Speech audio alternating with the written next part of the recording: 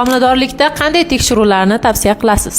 12 haftagacha bo'lgan homilada albatta qon guruhi, opsional skroz, CD, kologramma tahlillari kerak bo'ladi. Toksikozi juda yuqori bo'lsa, jigar fermentlari, UZI o't qopi jigar albatta qilinadi. Esa 12 haftadan 26 haftagacha esa albatta UZI skrininglar va qon, CD, kologramma tahlillari, RB, SPID, bruselyoz, sahr albatta biokimiya tekshiruvlarini o'tkazamiz. 26 haftadan 32 haftagacha esa biza Doppler buyuramiz. Doppler qilinadi. Ona va bolani qon tomirlari qanday, qon aylanishi kuzatilyapti, narushение yo'qmi shularni kuzatamiz. Воротниковый zonani tekshiramiz. Anomaliyani oldini olish uchun TVPL tekshiriladi.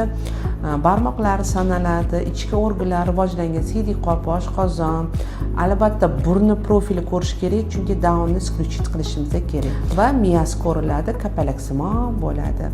Shularni eng kerakli ikkala skriningda albatta ko'rish kerak.